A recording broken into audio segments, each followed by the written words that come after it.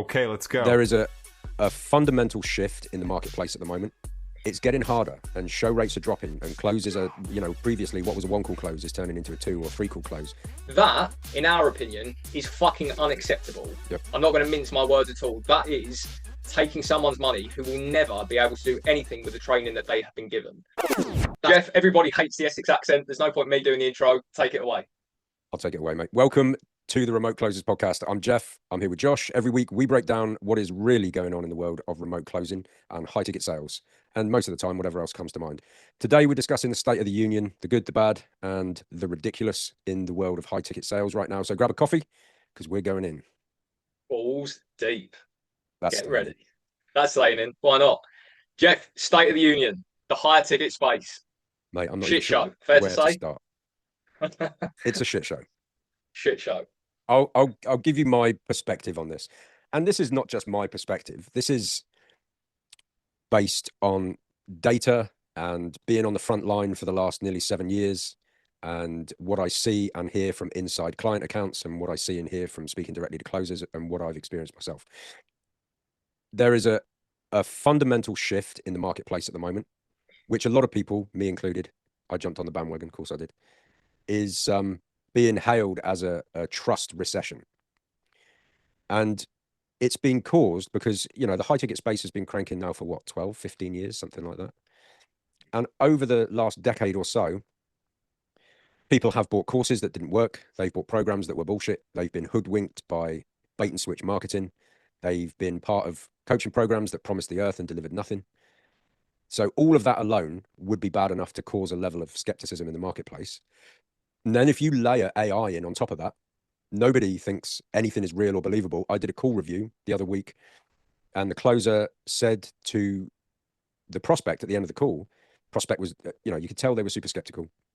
Yeah, not sure. He said, I probably want to do a bit of due diligence before I commit to 10K. It's a 10K package. The closer said, okay, just for context, I thought you'd already reviewed the material and been through, the testimonials and stuff like that. And the guy said, yeah, I did. And his exact words were this: but anybody can make that shit with AI. And as soon as I listened to that, I thought, do you know what? We're fucked. Well, we're not. How do you objection handle that? You can't objection handle stupid. Yeah, it's difficult, but that is just a glimpse into the perception of today's buyer in the high ticket realm. And it doesn't mean that you can't shoehorn people over the line still. Of course you can. But it's getting harder, and show rates are dropping, and closes are, previously what was a one call close is turning into a 2 or 3 call close. People are having to rely much heavier on follow up and all this kind of stuff. Even if you're really good, and I know lots of really good closers, the game has fundamentally changed in 2025 moving forward.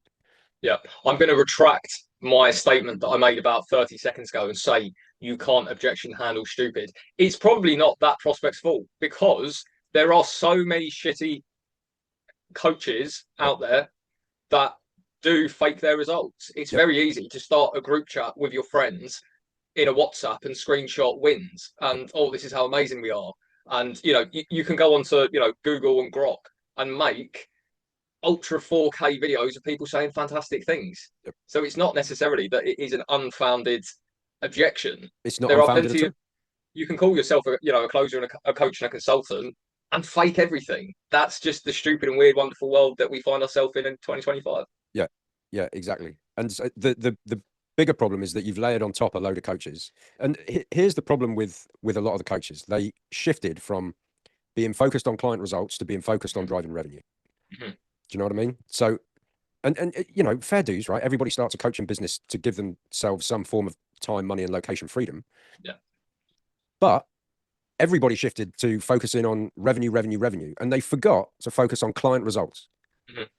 So let's just keep piling them in the front end, hopefully sell them something on the back end. Yeah, but what about actually getting them a result?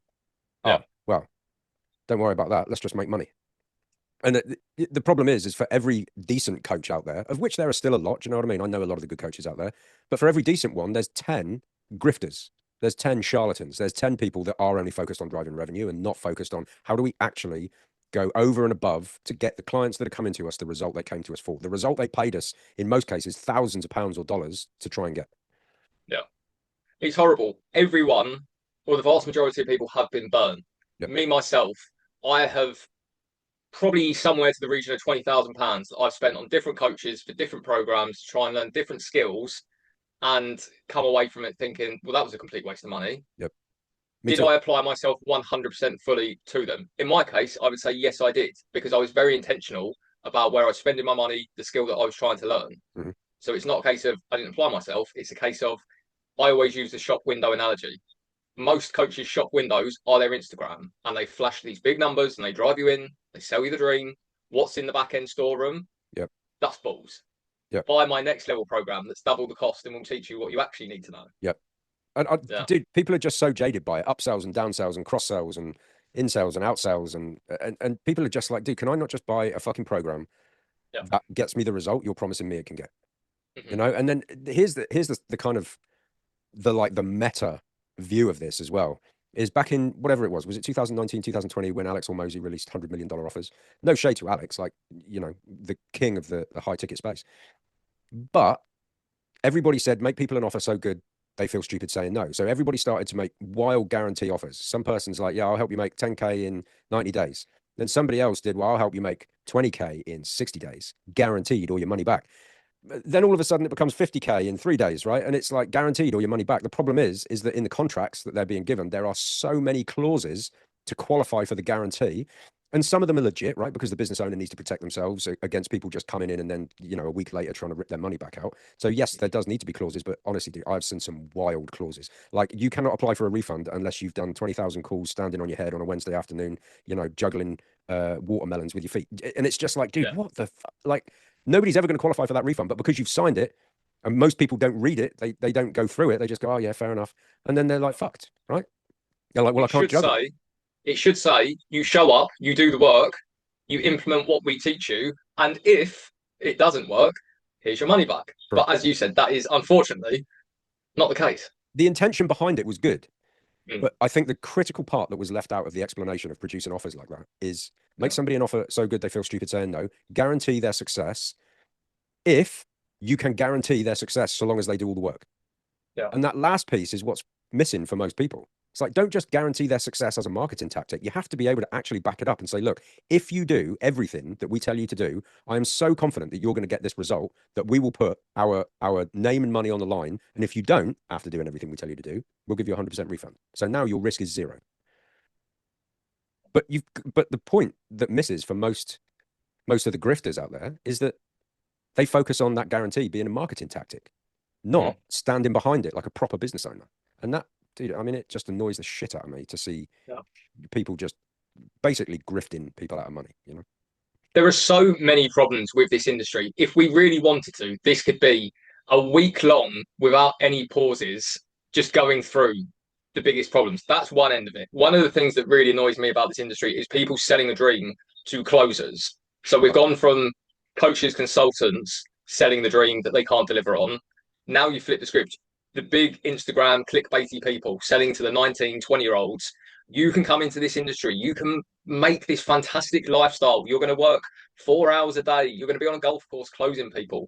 And it just attracts people that do not see this as a skill set. They do not see this as something that needs to be studied.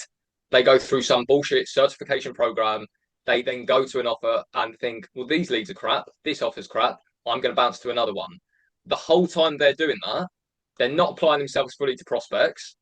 So the prospects are getting burnt and pissed off and more skeptical because every time they talk to a company, they've got some bullshit closer and they just think, well, maybe this isn't for me.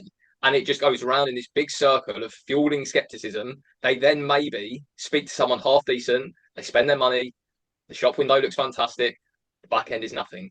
And then it's just created this environment where it's difficult.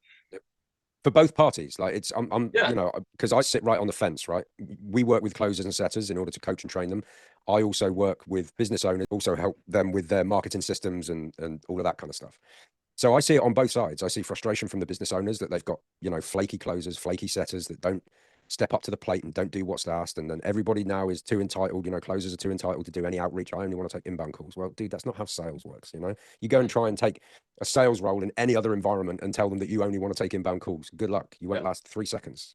Here's But the then, funny thing, right? If go you on. were employed, if you were sat behind a desk for a 25K a year salary, and your boss comes to you from the hours of 9 to 5 and says, I need you to do this. Yes, sir, go and do it because I am here. I've got to do that. Yeah, You take the same person, you put them in a commission only role, and they're like, no, I'm too good to do that. I haven't got the time to do that. On my sofa's over there. I can go and watch The Walking Dead for the 10th time. It's like, oh, hang on. If you were getting paid a really basic salary, which comes out to what, 15, 1800 quid a month after tax, yeah, you would do it. You are employed to do it those hours. yeah, You're at home and it's like, no, I don't want to do outbound. It's like, well, hang on. If that outbound put another 3 to 5 leads on your calendar, you've got an average 30% close rate on a 3K offer with a 10% comms. Is that not worth 300 quid? Is that not yeah, 5 days of, monthly pay in comparison to being a full-time job? But no, you're too good for that. Makes a lot of sense, right? yeah, yeah. See it all the time. And then, Mm. obviously that frustrates the business owner. But then the flip side of that is that closers and setters are jaded because they've bounced from so many different offers that promise the earth. I've seen horribly overinflated scorecards. We're doing this much revenue. This is our show up rate. This is the close rate, all the rest of it. And then you get in there, you get in the seat and you're like, okay, so you lied to me about revenue. It's half as much as it was. You lied to me about the show up rate. That's half of what it was. So now it's like you start doing your own calculations and realize that the projected OTE is if everything was 100% perfect, and you get in there and realize that it's not. And you're like, okay, If so I you're just basically got led down the garden path in order to get somebody in the seat. Yeah, And if and you're then listening to and the then podcast version, business owners wonder why closers churn so quick. And it's like, yeah, dude, what do you expect? if you're listening to the podcast version rather than the video, I am grinning like the Cheshire Cat because what Jeff has just described has been my life for the last, well, for periods in and out of the last 2 or 3 years in the high ticket space. You get sold the dream, not just by the Instagrammy people. You also then have the business owners, as Jeff said, who, for lack of a better term, half of them are delusional, Yeah. absolutely delusional. And it's because it's their business. Me and Jeff were talking about this the other day. Let's imagine they've got 10 closers all closing for them. Well, if those 10 closers only closed 3K revenue, to the business owner, that's 30K. They're sitting at the top going, oh, I've done 30K on the 10K ad spend. I've got 20 grand in the bank. Everything's good. And it's like, well, hang on. If you had 10 closers that did 3K each, that's a terrible month. So For the they don't closers. always see the problem. They just think, yeah, I'm doing all right. I've got 10 closers. They're on commission only. I don't pay any national insurance. I don't pay any tax. I don't care what happens to them. If they bounce, I'll pull some other poor sucker in, sell them the dream, and Yeah. they'll earn me my 3K that tops up the deficit. Yeah. And again, same problem, right? It's like you've got business owners who don't focus hard enough on getting the client result, but you've also got business owners that don't focus hard enough on building a cohesive, happy team and Mm. actually paying people what they're worth and paying them on time and not lying about your numbers. Yeah, You know? So there's blame on both sides. 100%. It's a self-fueling, Shitstorm. rapidly declining industry because everyone is to blame. If Yep. you were to go to marriage counselling, there is a complete 50-50 divide. Everyone's got to take responsibility and ownership, but no one wants to. Everyone wants to point the finger and go, "Well, you lied to me. Well, this isn't how it should be." We've been, Well, we've been moaning and ranting for the last 20 minutes. It can be a very fulfilling career. It can be life changing. It's not all bullshit, no. but you have to find the right offers. You have to get the right support, the right mentorship. You have to learn how to properly vet offers. There is a lot that goes into it. So if you're seeing someone on Instagram saying, watch my YouTube 6 hour course and then start applying to business owners, you're going to set yourself up to fail and burn out and churn very, very quickly. Fair to say, Jeff? Yeah, it's fair to say, mate. Yeah, and you're right. It can be a great industry. Do you know what? It served me so well, dude. It's like it got me out of the matrix and enabled me to do all sorts of things. Completely pay off my mortgage, zero debt, completely own a beautiful Mercedes Benz outright, paid for our dream wedding. We've taken lavish holidays all over the world. So, but now, slight caveat to that. I came into the industry in the very start of 2019. And that was like the heyday. Do you know what I mean? But since then, more and more coaches have come into the market. More and more people have started businesses. More and more people are looking for closers. You hit the nail on the head, mate. The key thing to avoid bouncing from offer to offer to offer is to know exactly how to navigate it, how to vet the offer, what to look for, how you can review their funnels and figure out how much ad spend they're spending, because then you can reverse engineer numbers. Once you know how to do that, you can look at an offer from the outside and know if it's BS or not. And that's really what's crucial. That's kind of what you and I are doing in terms of our training coaching program in Yeah. order to help. So whereas most people will just moan about the state of things, we are legitimately trying to attack this from all angles. Yep. So we have a community where we train together 4 times a week. We train setters and closers in the right way, not just in the skill set, how to present themselves to business owners, how to vet the offers, how to actually show up with the mindset and the discipline to go in and do the work needed to get the result, not going in entitled thinking that they are too good for outbound. Jeff, you've coached and worked on the biggest teams in the world. If you turn around to, you can name drop if you want, those sort of people and said, I'm not going to do outbound, what would their reaction be? Would you even see the door, or would you just be, very quickly escorted out of it? Yeah, you'd see the door approaching rapidly. Like, do you know what I mean? But yeah, you've got to be willing to grind. Like the industry can reward you handsomely, but you've got to be willing to put in the hard yards and you've got to be willing to grind. There's no role, there's Compare no it to any sales. job. Huh? Compare it to any other job, any Yeah. other role. If you wanted to climb the corporate ladder, if you wanted to become the best mechanic in the workshop that got the best jobs, whatever industry, whatever job you're in, would you get to the top? Would you earn the big money by showing up and doing the least amount of work possible? No. You've got to roll up your sleeves. If you are new to this industry, especially if you've never had a sales background, that's another problem. I said this could be a million-hour thing. There are so many people that come from a non-sales background, not even having ever spoken to anyone properly before. So their interpersonal skills are terrible. And then again, they get sold this dream. You can come in, you can take calls on a beach and on a golf course, and you can sell these people and make this big money. And it's like, well, hang on. Prime example of this. I'm recruiting for a job at the minute, and someone sent me a video introduction yesterday. Who absolutely bless his heart seems like a lovely guy.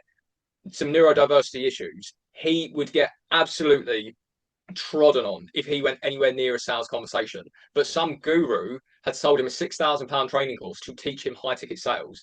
That, in our opinion, is fucking unacceptable. Yep. I'm not going to mince my words at all. That is taking someone's money who will never be able to do anything with the training that they have been given. That's another problem. There are so many charlatans. There are so many assholes Yeah, I in the feel like name industry. dropping the person that did that. I'm so angry about it. I'm not even going to point any direction towards him because he's such a nobody that I don't even know how blessed this guy even found him. I've forgotten what the original point was because I just went on a rant. But I can't what was remember. the original point? I We can't were talking remember. about coming at this from all angles. We teach people in the right way. Had he have come to us, we would have had a very brutal, honest conversation with him and said, "Look, I appreciate the hustle. This is not for you. Yeah. You will be sorely disappointed. You are going to speak to people that are assholes. That you being you could have a very big impact on your mental health, the way you go through the day. We don't want to do that to you. There are people in the industry who don't care. They don't see that. They just see people as pound and dollar signs. Yep. Yeah, I'll take your money. No worries. That's the one angle we come at from actually training people in the right way, having not an asshole mindset. Jeff is at the other end of this, actually working with the business owners to not overinflate their scorecards, put out the right sort of marketing that actually nurtures clients, prospects in the right way so they don't come onto the call skeptical. Jeff, tell us more about that. Yeah, so I created something I call a hybrid social engine. And the reason I did that was to solve a problem for the teams that I was working on. So I used to do a lot of fractional management, not so much anymore. I only have a small handful of clients now. But whilst I was doing that fractional management and I was doing call reviews, I would hear over and over and over again, yeah, sounds good, but I want to do my due diligence. I want to scope you out. And then the closer would try and handle it. And the guy would go, look, there's no problem. I like it. I've got the money. I want to do it, but I'm not about to give you 10 grand before I've checked you out. Because how do I know that you're just not going to run off to Puerto Rico with my 10 grand, right? So I started to see and hear this and I'm like, bloody hell, people are massively skeptical, as they should be, right? Because of all the aforementioned reasons. So what I did is I said, right, what is the problem here? What's the actual problem that we're dealing with? We are relying on salespeople to explain who we are, what we do, who we help, how we help, what our unique mechanism looks like, why we're credible, why you should trust us. Right, we're trying to rely on the sales team. So my thought process was, what if all of that could be done before they ever booked a call? And through a lot of hard work and a lot of ad spend and a lot of testing and failed attempts, I finally cracked it. And it has taken, in some cases, it's taken show rates from 23% to 85%. And it's taken close rates for the same team, exactly the same team. They've gone from, closing at 10 or 12% to closing at 35 or 40%. And it's just because I can't remember who said it. Maybe it was Hormozy. Somebody said it. But the phrase was, the job of marketing is to do the heavy lifting for the sales team. And I think somewhere along the line, marketers and business owners forgot that. And they were like, oh, all I need to do is I need to get a killer closer in the seat and I'll be good.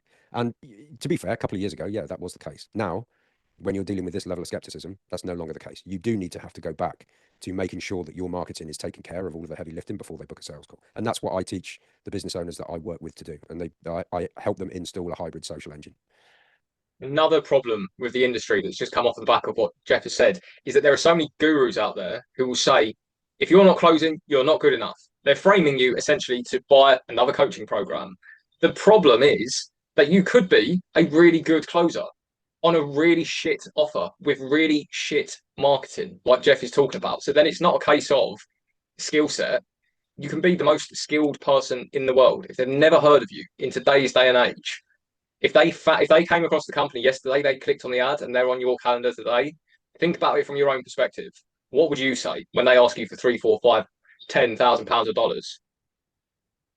You've got to nurture people. This is why doing the outbound is important. If you've got someone on your calendar, ring them the day before so they know your voice. If they hate the Essex accent, they're not going to want to talk to you for an hour. You can find that out in a 10-minute call and lay a bit of groundwork. Open up your calendar for another appointment for someone who doesn't hate the Essex accent. You know, do what you can. But Jeff, we've ranted a lot. Should we give some hope? Should we round it out there? Should we just say it's all pointless? What way do we go from here? Let's give some hope. There are great offers out Let's there. give I some work hope. with some great offers now. So there are great offers. And to any business owners, there are also great setters and great closers because a lot of them are in our community. So I would say for the setters and closers, there's hope. There's great business owners. There's still great money to be made. And for the business owners, there are great setters and closers. There are conscientious people that aren't work shy and will do a great job for you. For the setters and the closers, we do have a community, like Josh mentioned. The biggest difference is that we do not charge you multiple thousands of dollars to come and coach with us. We literally have it set at $97 a month. It is as close to free as we can possibly get it. But what that means is that for less than the price of a daily Starbucks, you can come in, you can train live with us 4 times a week. You can get all of the material that we've put together painstakingly over the weeks and weeks to break down the perfect discovery, the perfect close, all the objection handling, all the psychology behind it. And like I said, for less than the price of a daily Starbucks, you can get what you actually need. Do you know what I mean? Not some overinflated, over bloated course that tries to teach you 1,000 different things. If you come to us, what we do is we teach you the 80-20, the 20% of what you need to get 80% of the result. And that's what the gap needed filling in the marketplace, rather than charging people thousands and thousands of dollars that most of them don't have, especially if you're new in the industry. You're coming into the industry to make money, right? If you had tens of thousands of dollars to spare, you probably wouldn't need to come into the industry. So we make it very affordable, and then we make it our passion and our pleasure to absolutely over deliver to the nth degree for anybody that's with us. The biggest thing for us, we both had a call with a guy that's in our community the other day, and he was telling us the community is what keeps him going. Yeah. Having that support there, because you can pay, these stupid amounts of money to coaches and consultants. And I, vividly remember my first high ticket purchase for a coaching program. I said to him, my exact words, I remember it. I want someone who can hold my hand like they're walking me to school, kid on the playground, starting this business. That is the sort of support I want. Can you offer that to me? Yeah, that's 100% what we do. It's one-to-one. You're going to have that support. First day, you're in school. Here's the group coaching program. And like, hang on, I've just spent 7.5 grand for group coaching. I told you I wanted one-to-one. Oh, no, we don't do that. So the trust recession, it's real, right? People lie. If someone came into our community and walked away saying that they felt like they didn't have support, that would be the worst thing for us. You could come in and tell us everything inside the classroom is absolutely terrible, that you learn absolutely nothing. If that's the case, hold our hands up, give you your money back. If you were to genuinely come in and say that the support wasn't there, you didn't feel, that would be the worst case scenario for us, because we massively over deliver. Mate, how Because many we've both been burnt. one-to-ones? How many Yeah. one-to-ones have you and I done? It's not something that we offer, but if one of our guys in our community has got a problem, they need to move to a different offer. They might have a personal thing going on. How many one-to-ones have you and I done with people to help them out? No, not, oh, book a call, you can pay me an extra $500 for 30 minutes of my time. No, we just get on the phone and we do what's necessary to help the people in our community. And that's what we're embodying, what we know everybody should be doing. Yeah. That's why I get fired up about it, dude, because it makes me angry, but it also makes me hopeful that we're building something so fucking valuable for setters and closers that we will disrupt the industry. That's my aim anyway. But we have a very old school mentality and mindset. The best businesses in the world used to be built on the reputations of their fulfillment. Yep. Now they are built on who looks the best on Instagram. Yep. For us, it is very much fulfillment driven. For me, I'm still actively closing. I have a small handful of consulting clients as well that I am building up. My time is much more valuably spent doing that half an hour, that 1 hour one-to-one with someone on a closing call where I could earn £300 to £500 commission, or I could sign up a new consulting client. But yet, for someone who's paying $97 a month, 70 quid in British money, it's like, all right, I'd rather forego that £300 to £500 commission to make sure that our community stays our community. Yep. Because the community is built by the people that are in it. Amen. So if you're interested, hit us up. There'll be a link somewhere. No one's listening at this point. Who are we kidding? Maybe we lost them in that. We've been ranting for the last 30 minutes. Like, oh, these miserable old bastards. I'm going to go and listen to some Sunshine and Daisies and comedy stuff. If you are still here, you're probably our sort of person. We'd love to have you. There'll be a link in the show notes and below the YouTube video. You can click it. You can come and check it out. You can follow us on socials and you can ask us questions if you're not sure. Episode 1. Smashed it. Done. Is there an outro? Did we think that far ahead? There is an outro. Do you want me to do an outro? Yeah, everyone still hates the Essex accent, so you might as well do the outro as well. I'll do the outro. That's it for today's Remote Closers podcast. If you are serious about mastering the high ticket sales game in the correct way, then we've built a community where driven closers train together 4 times a week. They push each other, they sharpen their skills, and they raise the standard of what is possible in the industry. Inside, you'll get a real tactical training on discovery, pitching, objection handling, and everything you need to close high ticket deals without any fluff. We run live sessions every week. We break down calls and we answer your questions so that you can level up in record time. Just search for the High Ticket Sales Academy on School, and you can join for a fraction of what the gurus charge. We'll hopefully see you inside. Bosh. Abash.